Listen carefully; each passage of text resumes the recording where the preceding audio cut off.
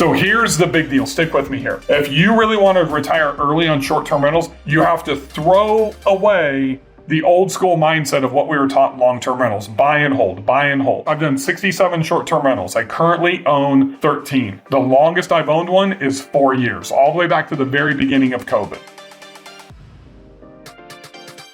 How to retire early with short-term rental investing. Look, step number one, if you want to retire early and leverage short-term rentals, is to understand all of the tax benefits. There's actually a thing called the short-term rental loophole that you need to know like the back of your hand. Most CPAs do not know about the short-term rental loophole. That's why if you're a high-income W-2 or an entrepreneur and you go talk to your accountant and you say, hey, I'm thinking about investing into short-term rentals. I hear there's great tax benefits. And they're like, oh, no, you don't want to do that. You have to become a real estate professional to qualify. Well, that is so not true. That is for real estate agents. That's for long-term rentals. That is completely different. The short-term rental loophole is completely different. All you have to do to qualify to take advantage of cost segregation studies, which is the biggest tax benefit inside of the short-term rental space. Specifically, if you want to retire early, you need to be taking advantage of all of the tax benefits that come along with it. Cost seg's number one. So a cost segregation study means that you reallocate the amortization of the depreciation of the property. So you're looking at a house being depreciated about 27 and a half years, and everything inside of it, from the ceiling fan to the lights to the carpet, the flooring, the appliances, it's all on the same amortization schedule for the depreciation. So that means when you go in and you hire a cost segregation specialist, they send an engineer in, they do a walkthrough, they kind of look at everything, they break it down, and they say your appliances are going to be at 7.5 years. Your carpet's going to be at 5 years. Your paint's going to be at 7 or 10 years, whatever it is, and they break everything down incrementally. What we're seeing is when you hire a really good cost seg engineer, the average percentage of depreciation becomes roughly 25 to 30%. That does not include land value. So if you buy $1 million property, you have $700,000 in dwelling value, $300,000 in land value, and you get 30%. That's $210,000. Now, if you fall into the 32% tax bracket, you're going to get about a $71,000, $72,000 dollar for dollar tax benefit that's going to offset your rental income first, then it's going to offset your Schedule E second, and then if you're a W-2, it's going to offset your W-2 or K-1 income third. Knowing and leveraging those tax benefits are super critical to being able to get to early retirement. There's plenty of other tax benefits that we can take advantage of too, like the Augusta rule. You can take one of your LLCs, one of your entities, and rent your primary residence for up to 14 days. You can expense that in the LLC and write that off, that income off, personally through your primary residence. One that a lot of people don't really understand is that you can pay your children a standardized wage to be able to work for you. So like my oldest daughter who just turned 18, she's been running my events for me. She would do check-in, photography, some social media. And I look at the average salary, average hourly rate that a photographer would charge or that a social media manager would charge, and I can pay her the equivalent. Then she can stash that in to her Roth IRA, whatever you want to put it into, investment account. It benefits your children, and there's another write-off. Knowing the tax code and knowing the advantages that you can do, like if you work from home, writing off a percentage of your mortgage, becomes really, really important to hitting that retirement goal.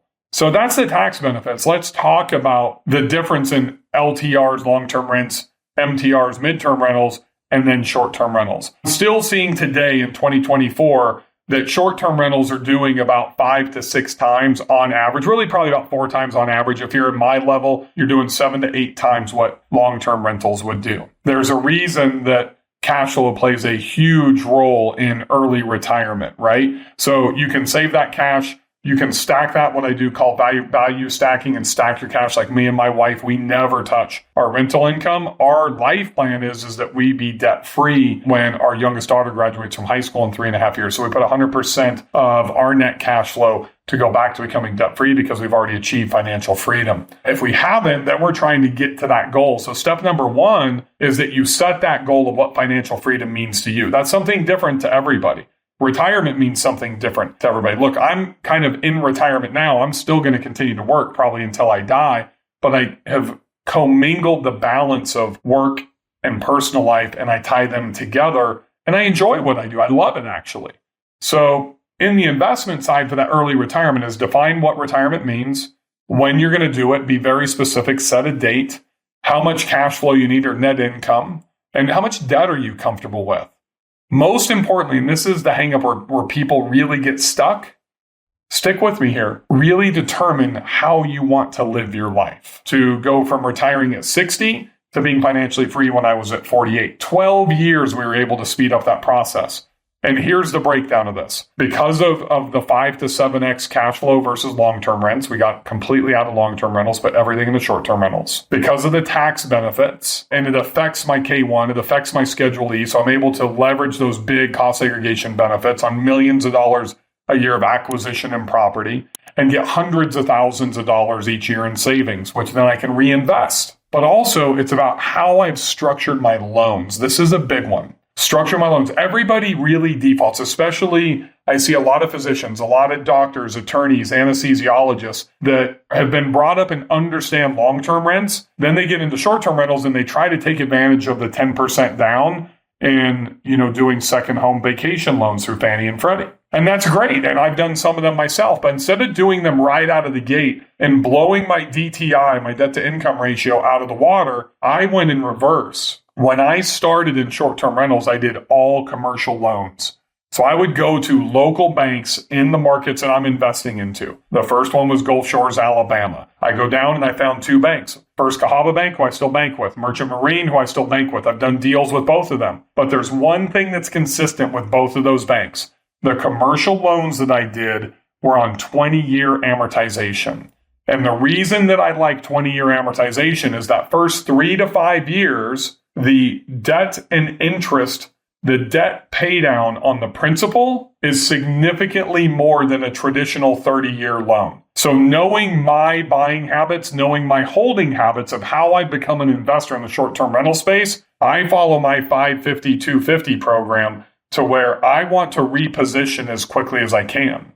So I'm taking advantage of debt pay down. Every one of my first 9 short-term rentals were done on commercial loans. I'm paying down almost 23% faster in that first 5 years on the principal.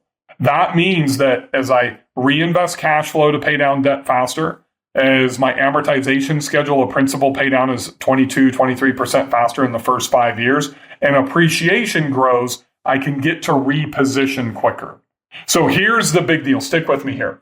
If you really want to retire early on short-term rentals, you have to throw away the old school mindset of what we were taught in long-term rentals. Buy and hold, buy and hold. The longest, I've done 67 short-term rentals. I currently own 13. The longest I've owned one is 4 years, all the way back to the very beginning of COVID. And it was a new construction property that I started construction on in 2019 and completed it in 2020. And the reason for that is because of debt pay down, principal pay down, and appreciation. I get this delta in what we call a return on equity audit. So if I have a property that's doing $50,000 a year in net income, and that property, that's $1 million property, I put $200,000 down and it's appreciated at 10%. So $100,000 in year 1, 2, and 3. Now in year number 3, I've got $500,000 in equity. That's 10 years. I'm going to have to make that $50,000 in net in year number 1, 2, 5, 7, 8, 9, all the way for 10 years. I would rather go and sell that property, grab that $500,000, and then redeploy that into 2, possibly even 3 more short-term rentals. And if I do 3, very similar to what I did with property number 1, and I generate $50,000 in net income out of each one of those, I've just taken my $50,000 of net income off of property number 1, and I've redeployed that into 3 properties doing $50,000 each in net income. Now I have $150,000. That, my friends, is how you execute the 550-250 program. That's 5 properties doing $50,000 a year in net income in 5 years to generate $250,000 in net income. I've done that 4 times, but because I've gone from $450,000 properties to $600,000 to $700,000 to $800,000 to $1 million properties. The biggest one I own, I paid $1.6 million for, and I used $400,000 from a 1031 exchange for the down payment on that property.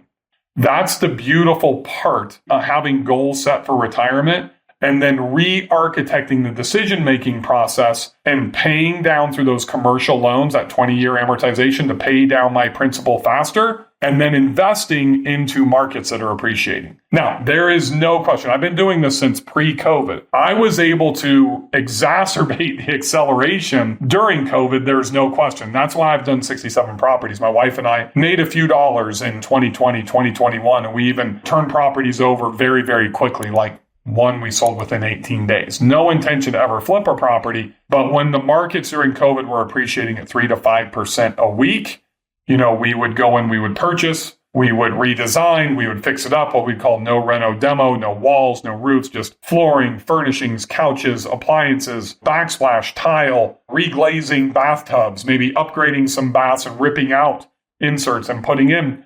And we would do this super quickly to where we could generate the rental income as we were getting ready to sell the property. So those are some of the things. Take advantage of tax benefits. Identify appreciating markets. So look at the historicals going as back as far as you can reach the data. And look at 2017, 18, 19 pre-COVID. Then you kind of throw COVID out the window from 2021, 22. And then look at 23 and 20 and where we're at in 24 when you're watching this, right? And kind of get an average to see what the standardized and normalized, that's the key word, the normalized appreciation is.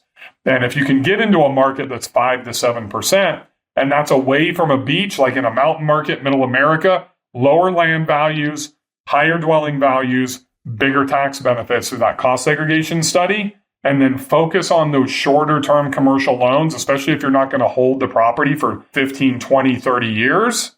And if you are making additional cash and you don't need to access it and you built your war chest from an investment standpoint, pay down your principal. So that way you can get to a reposition faster or become debt-free when you're ready to retire. Now, if you want to learn more about the 550-250 plan and exactly how I leverage property stacking in this debt paydown in a much more in-depth session, click on the link right down below on YouTube. It's the 550-250 Masterclass. It's 100% free, and I'm going to teach you exactly how you can achieve $250,000 in net income in 5 years with $50,000 a year per property.